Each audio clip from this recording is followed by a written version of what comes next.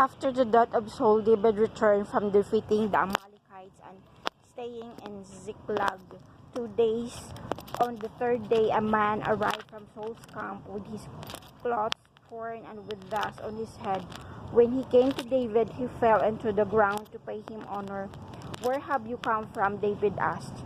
He answered, "I have escaped from the Israelites' camps." "What happened?" David asked.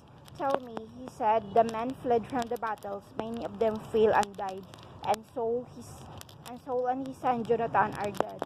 Then David said to the young man who brought him the report, "How do you know that Saul and his son Jonathan are dead?" "I happened to be on Mount Gilboa," the young man said, "and there was Saul leaning on his spear with the chariots and riders almost upon him. When he turned around and saw me, he called out to me, and I said, 'What can I do?' He asked me, 'Who are you?' And an Amalekite," I answered. Then he said to me, 'Stand over me and kill me. I am in the throes of death, but I'm still alive.'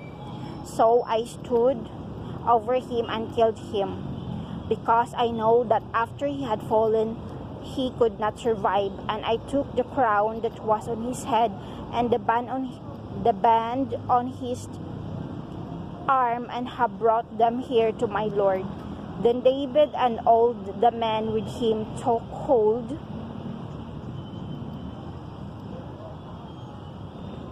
of their clothes and tore them. They mourned and wept and fasted till evening for Saul and his son Jonathan, and for the army of the Lord and the house of Israel, because they had fallen by the sword. David said to the young man who brought him the report, "Where are you from?" "I am the son of an alien and Amalekites," he answered. David asked him, Why were you not afraid to lift your hand to destroy the Lord's anointed?" Then David called one of his men and said, "Go strike him down." So he struck him down and he died. For David had said to him, "Your blood be on your own," said to him, "Your blood be on your own head. Your own mouth testifies against you when you said, 'I killed the Lord's anointed.'" David took up his lament concerning Saul and his son Jonathan, and ordered that the men of Judah be taught his lament of the bow. It is written in the book of Joshua, "Your glory, O Israel, lies slain on your heights. How the mighty have fallen. Tell it not in Gath, proclaim it not in the streets of Ashkelon, lest the daughters of the Philistines be glad, lest the daughters of the uncircumcised rejoice. O mountains of Gilboa, may you have neither dew nor rain, nor fields that yields offerings of rains. For there the shields of the mighty was defiled, the shield of the soul no longer rubbed with oil. From the blood of the slain, from the flesh of the mighty, the bow of Jonathan did not turn back, the sword of Saul did not return unsatisfied.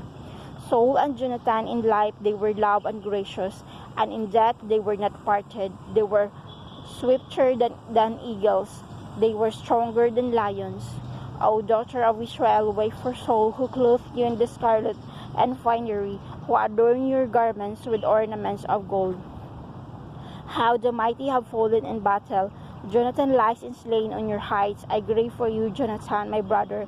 You were very dear to me. Your love for me was wonderful, more wonderful than the women. How the mighty have fallen. The weapons of war have perished.